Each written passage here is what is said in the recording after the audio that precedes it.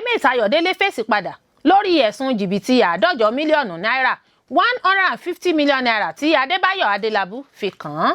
Láìsí ìdásí Ọọ̀ni Ilé-Ifẹ̀, a ò bá ti láǹfààní láti kọ́ iléeṣẹ́ ìfọpo Dangote.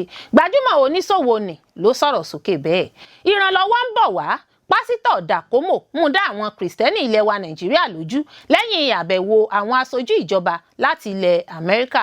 Àlàyé rèé o lórí ohun tó rọ̀ mọ́ ikú igbákejì gómìnà ìpínlẹ̀ Bayelsa Lawrence Ewujapọ̀ àti bí ọ̀pọ̀ èèyàn ṣe ń ṣe ìdárò rẹ̀. Ẹni bá ti bi idà pa ni, tá a bá ti bi idà pa kò léèwọ̀ o. Ilé ẹjọ́ lòun ṣì wà lórí ìdájọ́ ikú Mariam Sanda. Àdánù ìbànújẹ́ ní ikú igbákejì gómìnà ìpínlẹ̀ Bayelsa jẹ́ o. Mákindé ránṣẹ́ ìbánikẹ́dùn sáwọn mọ̀lẹ́bí olóògbé. Olórí Olúwaṣìndára-Ayọ̀ nínú ayé tèmi ni oníròyìn yín.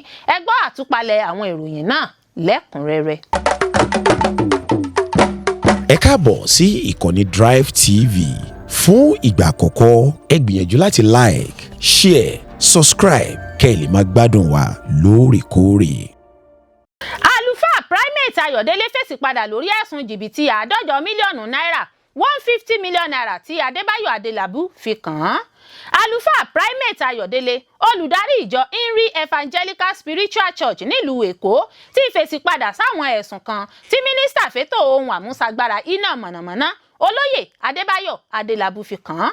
Lọ́jọ́ Ẹtì Friday ní ìròyìn jáde síta nínú èyí tí Adélabú ti lọ fi ẹjọ́ Ayọ̀délé sun àjọ ọ̀tẹlẹ̀múyẹ́ DSS pé ó fẹ́ lu òun ní jìbìtì owó tó tó mílíọ̀nù lọ́nà 150 náírà. Owó yìí ni Adélabú sọ pé Ayọ̀délé ní òun yóò fi bá a ṣe àwọn iṣẹ́ ẹ̀mí tí yóò fi wọlé ìbò gómìnà ìpínlẹ̀ Ọ̀yọ́ tó fẹ́ díje fún nínú ìbò ọdún 2027. Ikọ̀ ìròyìn BBC News Yorùbá ló kàn sí àlùfáà Ayọ̀délé láti gbọ́ èsì lẹ́nu rẹ̀ lórí àwọn ẹ̀sùn tí mínísítà náà fi kàn án. Nígbà tó ń bá àwọn akọ̀ròyìn náà sọ̀rọ̀, Ayọ̀délé ní òun kọ́ ló pe Adélabú, àmọ́ mínísítà náà fúnra rẹ̀ ló wá bá òun. Àlùfáà ní òun kọ́ ni òun pe Adélabú, Adélabú ló ránṣẹ́ sí òun pé òun díje fún ipò gómìnà ìpínlẹ̀ Ọ̀yọ́ lọ́dún 2019, òun kùnà àti ní ìbò 2023 tí òun sì tún kùnà. Àmọ́ eléyìí tó ń bọ̀ lọ́dún 2027 yìí, òun gbọ́dọ̀ wọlé ìbò gómìnà náà ni torí òun nílò rẹ̀, òun fẹ́ di gómìnà ní tipá. Ó ní aṣíwájú ló ní kí òun padà lọ sínú ẹgbẹ́ tí òun wà láti díje. Ó sọ àwọn nǹkan púpọ̀ fún òun, àmọ́ àgbàlagbà ni òun, ó sì kéré sí òun gbọ́dọ̀ jó ẹnu òun. Ayọ̀délé tẹ̀síwájú pé Adélabú ló bi òun pé kí ni òun máa ṣe tí òun sì sọ fún un pé kó lọ sí ọjà láti ra àwọn èròjà náà fún ara rẹ̀. Ó ní pé èló ni, òun ní òun ò mọ̀. Òun sọ fún un pé kí ọmọ rẹ̀ kan àti ọmọ òun kan lọ sí ọjà òun fúnra rẹ̀ ló sì sí àwọn owó èròjà náà sí 150 mílíọ̀nù náírà 150 million naira. Ó ní kì í ṣe òun. Àlùfáà náà ní òun kò béèrè owó lọ́wọ́ rẹ̀, òun lòun sọ fún un pé ìgbésẹ̀ tó máa gbé ní eléyìí, ìgbésẹ̀ ni òun ní kó gbé, tí kò bá sì fẹ́ gbé ìgbésẹ̀ náà ó parí. Primate Ayọ̀délé ní kí wọ́n béèrè lọ́wọ́ Adélabú bóyá òun fún un ní nọ́mbà àkáǹtì òun ní báǹkì pé kò sanwó síbẹ̀. Ó ní òun ní ìbẹ̀rù Ọlọ́run tí àwọn sì máa ń ṣe àyẹ̀wò àwọn tó bá wá sọ́dọ̀ àwọn púpọ̀. Ó ní àmọ́ ẹni tí Adélabú rán sí òun jẹ́ ẹni tí òun fẹ́ràn púpọ̀, òun ló ṣe bá òun sọ̀rọ̀ tí òun sì gbọ́. Fèrè saxophone lòun ní kó lọ rà. Tó bá ní òun ní kó ka àwọn nǹkan kan, ṣé nǹkan èṣù ni òun ní kó kà bí? Ó ní ọmọ náà ní ẹ̀rù ń ba òun torí pé ó mọ̀ pé òun kò ní ìwà láti di gómìnà. Ayọ̀délé ní òun ṣetán láti ro ẹjọ́ tòun náà níwájú àjọ ọ̀tẹlẹ̀múyẹ́ DSS torí pé ẹ̀sùn ìbanilórúkọjẹ́ ló mú wá. Ó fi kún pé ẹni tí ẹnu rẹ̀ kò bá ti bò kò lè ṣe aṣíwájú ìlú. Ó sì ti fún ara rẹ̀ mọ̀ pé òun kò lè ṣe olùdarí torí kò ní inú. Ẹni tí kò bá sì ní làákàyè wọn kò lè fi sí ipò ọba. Ó ní ó fẹ́ bà òun lórúkọ jẹ́ ni, kò bá tiẹ̀ jẹ́ kí òun lu òun ní jìbìtì náà kó tó wá pariwo torí ó ti mọ̀ pé òun kò lè jẹ nǹkan kan, àmọ́ ó fẹ́ yí ọ̀rọ̀ náà lé òun lórí ni. Tẹ́ńsàn ìpòrúru ọkàn mú ni, òjò ló mú, ó sì máa tọrọ àforíjì fún nǹkan tó ṣe. Òun ló ń bẹ̀bẹ̀, ó sì ránṣẹ́ sí òun. Tipẹ́tipẹ́ làwọn ti sọ pé kó múra àdúrà làwọn ní kó ṣe. Ó ní ẹni tó rán sí òun sì wà láàyè, àmọ́ òun kò ní dárúkọ ẹni náà ó ní torí àgbàlagbà ni òun. Ayọ̀délé ní kò yẹ kí òun dá sọ̀rọ̀ Adélabú nígbà tí kì í ṣe pé òun fẹ́ pa ló ṣe lọ sọ́dọ̀ àjọ ọ̀tẹlẹ̀múyẹ́ DSS. Ó ní ó fẹ́ lo ọwọ́ ìjọba ni láti fi bá òun jà, agbára àti owó ló sì ń gùn, òun sì máa wo ibi tí yóò bá dé. A ó rántí pé láìpẹ́ yìí ni ìròyìn jáde pé mínísítà fétò agbára àti iná mọ̀nàmọ́ná lórílẹ̀‐èdè Nàìjíríà Báyọ̀ Adélabú ti kọ̀wé ìfisùn sí àjọ ọ̀tẹlẹ̀múyẹ́ DSS, èyí tó fi ní gbajúmọ̀ àlùfáà Primate Elijah Ayọ̀délé gbìyànjú láti gba òun ní owó tó tó 150 mílíọ̀nù náírà 150 million naira lọ́wọ́ òun. Nínú ìwé tí Adélabú kọ sí àjọ ọ̀tẹlẹ̀múyẹ́ DSS ló ti ṣàlàyé pé Primate Ayọ̀délé, olùdásílẹ̀ ìjọ Inri Evangelical Spiritual Church Òkè Àfà nípìnlẹ̀ Èkó, béèrè owó náà kó lè bàbá òun ṣe tí òun yóò fi di gómìnà ìpínlẹ̀ Ọ̀yọ́. Ìwé náà tẹ̀síwájú pé ọ̀pọ̀ nǹkan èlò iṣẹ́ ẹ̀mí tí owó rẹ̀ kò mọ níwọ̀n ni àlùfáà Ayọ̀délé béèrè lọ́wọ́ mínísítà náà. Láìsí ìdásí Ọọ̀ni Ilé Ifẹ̀, a ò bá ti láǹfààní láti kọ́ iléeṣẹ́ ìfọpo. Dangote, gbajúmọ̀ oníṣòwò ni, ló sọ̀rọ̀ sókè bẹ́ẹ̀. Ìlú mọ̀ọ́ká oníṣòwò ni àti ààrẹ ẹgbẹ́ Dangote Aliko Dangote ti gbóṣùbà káre fún Ọọ̀ni Ilé Ifẹ̀ Ọba Adéyẹyè Ògúnwùsì fún bó ṣe jẹ́ kí kíkọ́ iléeṣẹ́ ìfọpo olówó túùlù tó gbé ọ̀pọ̀lọpọ̀ bílíọ̀nù dọ́là pọ̀n kó ṣeé ṣe nípasẹ̀ ìdásí rẹ̀ láti gbé àwọn ojúbọ òrìṣà 19 kúrò lórí ilẹ̀ tí wọ́n kọ́ iṣẹ́ àkànṣe iléeṣẹ́ ìfọpo ọ̀hún sí. Ẹni tó ń sọ̀rọ̀ nínú fídíò kan tó jẹ́ gbígbé sójú òpó ayélujára nípasẹ̀ ìkànnì The Cable lọ́jọ́ Ẹtì Friday, oníṣòwò ọlọ́rọ̀ olùdá iléeṣẹ́ sílẹ̀ ní jẹ́ kó di mímọ̀ pé àwọn òṣìṣẹ́ tó ń kọ́ iléeṣẹ́ ìfọpo náà kò láǹfààní láti tẹ̀síwájú nínú iṣẹ́ àkànṣe náà ní Ìbẹ̀jú Lẹ́kì lÉkòó látàrí ọ̀pọ̀ àwọn ojúbọ òrìṣà tó wà lórí ilẹ̀ ọ̀hún. Dangote sọ wípé òun gbọ́dọ̀ gbóríyìn dúpẹ́ mọrírì Ọọ̀ni Ilé Ifẹ̀ fún fífún àwọn láǹfààní láti kọ́ iléeṣẹ́ ìfọpo náà. Dangote ní ohun tó ṣẹlẹ̀ ni pé nígbà tí àwọn dé orí ilẹ̀ náà ó lé ní ojúbọ òrìṣà 19 tó wà níbẹ̀. Kò sì sí ẹnìkankan tó láyà tó bẹ́ẹ̀ láti súnmọ́ ibẹ̀ láti ṣe ohunkóhun. Oníṣòwò ńlá náà ṣàlàyé pé orí adé ọrùn ìlẹ̀kẹ̀ fúnra rẹ̀ ló ṣàbẹ̀wò sí orí ilẹ̀ náà tó sì pàṣẹ kí wọ́n gbé gbogbo àwọn ojúbọ òrìṣà náà kúrò lórí ilẹ̀ náà láìka ohun tó lè tẹ̀yìn rẹ̀ jáde. Ó ní ṣùgbọ́n Ọọ̀ni lọ sórí ilẹ̀ náà ó sì dúró níbẹ̀, ó sì wí pé kí wọ́n gbé gbogbo àwọn ojúbọ òrìṣà náà kúrò lórí ilẹ̀ náà kí àwọn ọlọ́run kéékèèké wá bá òun sọ̀rọ̀. Ó dúpẹ́ lọ́wọ́ Ọọ̀ni láti ọ̀gbun ìsàlẹ̀ ọkàn rẹ̀ nítorí pé láìsí ìdásí rẹ̀ òun kò lérò pé iléeṣẹ́ ìfọpo náà yóò jẹ́ kíkọ́ lónìí.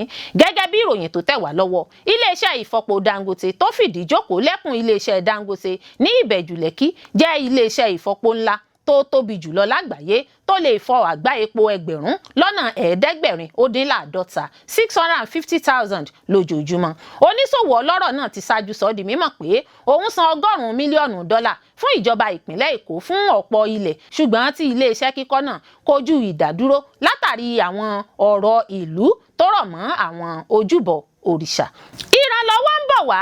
Pásítọ̀ Dàkómò mú dá àwọn Kìrìsìtẹ́nì ilẹ̀ wa Nàìjíríà lójú lẹ́yìn àbẹ̀wò àwọn aṣojú ìjọba láti ilẹ̀ Amẹ́ríkà.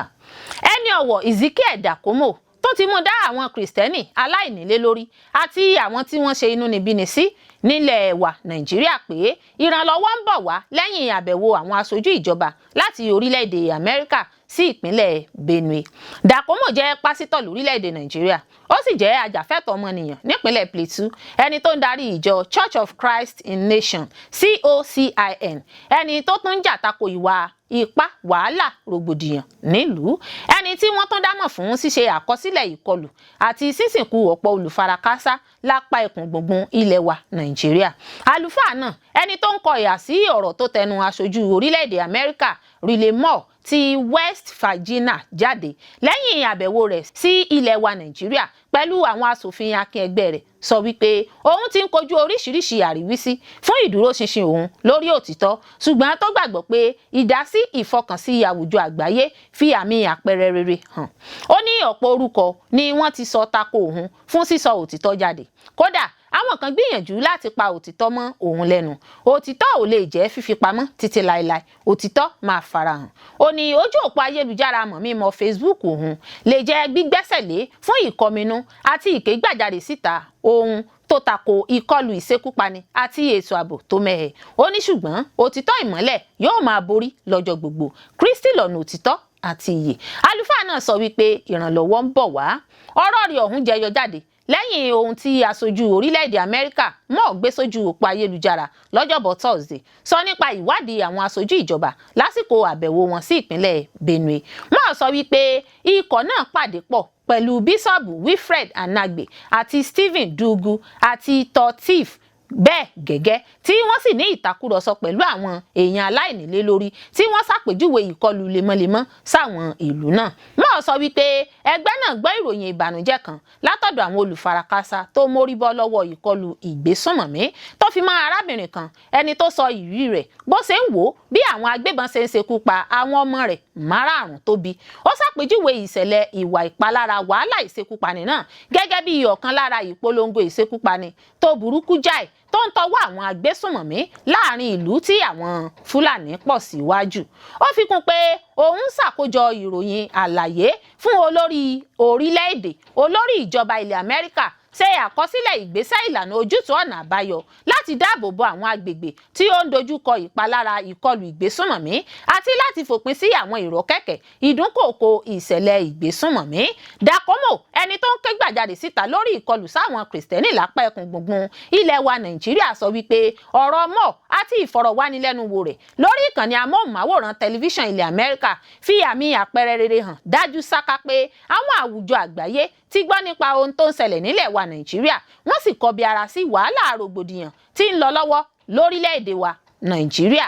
Àlàyé rẹ̀ o lórí ohun tó rọ̀ mọ́ ikú igbákejì gómìnà ìpínlẹ̀ Bayelsa Lawrence Erujapo àti bí ọ̀pọ̀ èèyàn ṣe ń ṣe ìdárò rẹ̀.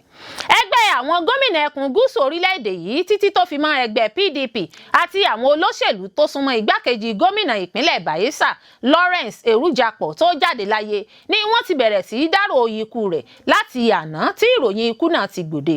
Ọjọ́ 11 oṣù kejìlá ọdún 2025 ní ìròyìn ikú igbákejì Erujapo gbòde lójijì. Lára àwọn gómìnà tó ti ránṣẹ́ ìbánikẹ́dùn lórí ikú náà ní gómìnà ìpínlẹ̀ Ògùn ọmọọba Dàpọ̀ Abíọ́dún. Àwọn alábàáṣiṣẹ́pọ̀ rẹ̀ sọ pé àárẹ̀ kankan kò ṣe olóògbé náà ṣáájú ikú rẹ̀ yìí àti pé ó ṣiṣẹ́ wọ àkókò tí titan débà náà ni. Ìròyìn sọ pé ìpàdé kan tí wọ́n ti tako ara wọn ni olóògbé náà ti kúrò tó sì ń padà sí ọ́fíìsì rẹ̀ kó tó di pé ó ṣubú lulẹ̀. Ìròyìn sọ pé níṣe ni igbákejì gómìnà ìpínlẹ̀ Bayelsa yìí ṣàdédé ṣubú lulẹ̀ ní ọ́fíìsì rẹ̀ tó wà nílé ìjọba Bayelsa ní nǹkan bíi aago 1:00 ọ̀sán àná. Wọ́n sáré gbé lọ sí ilé ìwòsàn Federal Medical Center Yinogwa níbi tí wọ́n ti gbà sí ẹ̀ka ìtọ́jú àwọn èèyàn tó wà lẹ́sẹ̀ kan ayé ẹsẹ̀ kan ọ̀run ìyẹn ICU. Yàrá ìtọ́jú náà ni àwọn dókítà ti padà fìdí rẹ̀ múlẹ̀ pé Lawrence Erujapo ti jáde láyé. Ṣáájú ìkéde ikú náà ní akọ̀wé ìròyìn fún igbákejì gómìnà náà Dalbora Atasi ti fìdí ẹ̀ múlẹ̀ fún ẹ̀ka ìròyìn kan pé ipò ìlera tó léwu ni ọ̀gá òun wà. Ó ní wọ́n ti gbé e lọ sí ilé ìwòsàn ẹ̀ka ìtọ́jú tó lágbára sí ni wọ́n fi í sí. Bó sì tilẹ̀ jẹ́ pé ìjọba Bayelsa kò tètè kéde ikú náà ó ti ń lu jáde nígbà tí yóò fi di ìrọ̀lẹ́ mọ́ ọ̀wọ́ alẹ́. Nígbà tí wọ́n fìdí ikú igbákejì gómìnà Bayelsa náà múlẹ̀ nínú àtẹ̀jáde tí akọ̀wé ìkéde àpapọ̀ PDP Ìní Ememobon fi síta, ẹgbẹ́ náà ṣàlàyé pé ikú Lawrence ti fi àwọn sínú ọ̀fọ̀ ńlá. Igun tí Kabiru Turaki San ń sojú fún ṣàpèjúwe olóògbé bí olóṣèlú tó ṣe fọkàn tán tó sì tún jẹ́ ọmọlúàbí èèyàn gidi. Bákan náà ni gómìnà Dàpọ̀ Abíọ́dún fi àtẹ̀jáde ìbánikẹ́dùn síta pẹ̀lú níbi tó ti ní ikú Erujapo bá òun lójijì púpọ̀ tó sì bá gómìnà Dúóyè Dírí kẹ́dùn ikú alábàáṣiṣẹ́pọ̀ rẹ̀ náà. Bákan náà ni àwọn aráàlú ìpínlẹ̀ Bayelsa ti ń fi ìbànújẹ́ hàn lórí ìròyìn náà lórí ayélujára. Ọ̀pọ̀ wọn ló ń sọ pé yóò wu àwọn kí ìròyìn náà má jẹ́ òtítọ́. Ọjọ́ 5 oṣù kẹsàn-án ọdún 1965 ni wọ́n bí Lawrence Erujapo nínú ìdílé Awowo Erujapo tí wọ́n jẹ́ òbí rẹ̀. Ìlú Ofoni, Sàgbámà ní ìlà oòrùn Bayelsa ni wọ́n ti bí. Ó lọ sí iléèwé alákọ̀ọ́bẹ̀rẹ̀ Ebikimiye Primary School, Kipama Kiama àti ti girama Government College Bomadi ní 1982. Ó sì parí rẹ̀ sí Community Secondary School Ofoni. Olóògbé Lawrence gba ìwé ẹ̀rí diploma nínú ẹ̀kọ́ ìlera agbègbè ní Rivers State College of Health Science and Technology, Port Harcourt. Ó tún lọ sí yunifásítì ìpínlẹ̀ Rivers. Ó sì tún kẹ́kọ̀ọ́ ìmọ̀ òfin. Lawrence Erujapo ní igbákejì gómìnà ìpínlẹ̀ Bayelsa láti ọdún 2020 títí di àsìkò ikú rẹ̀. Ọdún 2019 ni wọ́n kọ́kọ́ yàn án bí igbákejì gómìnà Dóyè Dìrí. Wọ́n sì tún jọ padà ṣiṣẹ́ nígbà tí wọ́n yege ìbò ní ọdún 2013 kí Ọlọ́run kó ṣe ikú ní ìsinmi fún. Ẹni bá ti bí idà pa ni, tá a bá ti bí idà pa kò léèwọ̀ o. Ilé ẹjọ́ lóhùn ṣì wà lórí ìdájọ́ ikú Mariam Sanda. Ilé ẹjọ́ tó ga jùlọ nílẹ̀ wa Nàìjíríà ti ní ìdájọ́ ikú tí wọ́n dá fún Mariam Sanda sì dúró digbí o. Àwọn adájọ́ 4 nínú adájọ́ 5 tí ilé ẹjọ́ náà sọ pé ìdájọ́ tó ní kí wọ́n lọ yẹgi fún títí tí ẹ̀mí fi máa bọ́ lọ́rùn rẹ̀ sì dúró digbí. Ilé ẹjọ́ náà ní ẹjọ́ kòtẹ́milọ́rùn tí obìnrin náà pè láti yí ìdájọ́ ikú tí wọ́n fún un padà kò rẹ́sẹ̀ walẹ̀, tí wọ́n sì dá ẹjọ́ kòtẹ́milọ́rùn náà nù bíi omi aṣọ ìdọ̀tí. Ìdájọ́ náà tí adájọ́ Mo Abdume ṣáájú rẹ̀ sọ pé kí wọ́n jẹ́ kí olùpẹ̀jọ́ ṣe iṣẹ́ rẹ̀ bó ṣe yẹ, tí wọ́n sì fìdí rẹ̀ múlẹ̀ pé Mariam Sanda jẹ̀bi àwọn ẹ̀sùn tí wọ́n fi dájọ́ ikú fún. Bákan náà ló ní ìdájọ́ tí ilé ẹjọ́ kòtẹ́milọ́rùn gbé kalẹ̀ dára tí kò sí ohunkóhun tó ṣe ìdájọ́ náà. Ilé ẹjọ́ fi kún pé kò yẹ kí ààrẹ Tinubu lo agbára rẹ̀ láti mú àdínkù tàbí mú àyípadà bá ìdájọ́ tí ilé ẹjọ́ dá fún Mariam Sanda nítorí ẹjọ́ kòtẹ́milọ́rùn tí Sanda pè sí wà nílé ẹjọ́. Ẹ rántí pé ní oṣù kẹwàá ní ààrẹ Tinubu kéde pé òun dá Sanda tó gún ọkọ rẹ̀ lọ́bẹ pa sílẹ̀ lẹ́yìn ọdún 6 tó ti lò lẹ́wọ̀n. Bákan náà ni ààrẹ kéde orúkọ àwọn èèyàn mìíràn tí wọ́n ń jìyà ìdájọ́ lọ́wọ́ pẹ̀lú àwọn mìíràn tó tilẹ̀ ti kú tipẹ́ bíi Abat Macaulay. Tinubu ní òun mú ojú kúrò nínú ẹ̀ṣẹ̀ wọn pé ọmọ máa lọ má ṣe dẹ́ṣẹ̀ mọ́ ni òun fi ọ̀rọ̀ wọn ṣe. Ṣùgbọ́n ẹni tí ẹnu ń kùn jùlọ lórí ìdáríjì ẹ̀ṣẹ̀ ọ̀hún ni Mariam Sanda. Kálukú ló ń sọ pé obìnrin náà kò yẹ ní ẹni tí ìjọba yẹ kó dáríjì rárá nítorí ọkọ rẹ̀ tó fẹ́ sílé tó bímọ 2 fún ló gún lọ́bẹ pa lọ́dún 2017. Bákan náà ni àwọn èèyàn tí ẹ̀sùn wọn le púpọ̀ bíi apààyàn, àwọn tó gbé oògùn olóró, àwọn tó ń kó ọmọ ọlọ́mọ ṣòwò ẹrú, àwọn awakùsà lọ́nà àìtọ́ àti bẹ́ẹ̀ bẹ́ẹ̀ lọ tí ẹnikẹ́ni kò lérò pé wọ́n lè gba ìtúsílẹ̀ tàbí rí àánú gbà nínú ìkéde àkọ́kọ́ tí Tinubu ṣe. Èyí fa onírúurú awuyewuye lórí ayélujára nígbà náà. Lẹ́yìn èyí ni ààrẹ Bọ́lá Tinubu tún ṣe àtúnṣe sí ìdájọ́ àwọn èèyàn tó ń jìyà òfin tó kéde àforíjì fún ṣáájú. Nínú ìkéde náà, ohun tó kọ́kọ́ gbòde ni pé wọ́n ti yọ orúkọ Mariam Sanda, obìnrin tó gún ọkọ rẹ̀ pa náà, kúrò lára àwọn tí yóò rí ìdáríjì gbà. Ìròyìn náà sọ pé àtẹ̀jáde tí Báyọ̀ Nànúgà, olùgbaninímọ̀ràn Tinubu lórí ètò ìròyìn fi síta, ti yọ orúkọ Mariam àti àwọn ọ̀daràn tí ẹ̀ṣẹ̀ wọn le gan kúrò nínú àwọn tí yóò rí ìdáríjì gbà. Èyí ló mú ọ̀pọ̀ èèyàn máa rò pé ìdájọ́ ikú tí kóòtù dá fún obìnrin náà ní 2020 yóò padà ṣẹ lórí rẹ̀ nìyẹn. Àmọ́ ṣùgbọ́n nígbà tí yóò fi di ọwọ́ alẹ́ tí àfikún orúkọ tún jáde síta láti ọ́fíìsì ààrẹ, ọ̀rọ̀ náà yí padà. Ìwé orúkọ tuntun tó jáde náà ló tún wá ṣàfihàn orúkọ Mariam Sanda gẹ́gẹ́ bí ọ̀kan lára àwọn tí ìjọba dín ìjìyà ẹ̀ṣẹ̀ wọn kù, tí aṣọ ikú kúrò lọ́rùn rẹ̀ wọ̀ láṣọ ìyè. Ìdáríjì náà ló ní wọn yóò yí ìdájọ́ ikú tí wọ́n dá fún ṣáájú padà sí ìyè, ṣùgbọ́n ó ṣeéṣe kí ó jẹ́ pé ẹ̀wọ̀n ni yóò ti lo ìyókù ọjọ́ ayé rẹ̀. Ọwọ́ ìsàlẹ̀ pẹ̀pẹ̀ ni orúkọ Mariam Sanda wà nínú àtẹ̀jáde orúkọ tuntun tí ìjọba fi léde nígbà náà. Lòdì sí bí ọ̀pọ̀ èèyàn ṣe ti rò pé Mariam Sanda ti pàdánù àǹfààní náà nígbà tí orúkọ rẹ̀ kò ti jáde lákọ̀ọ́kọ́, tí wọ́n rò pé ikú ni èyí túmọ̀ sí fún obìnrin náà. Àmọ́ iléeṣẹ́ ààrẹ ṣàlàyé pé kì í ṣe ìdájọ́ ikú.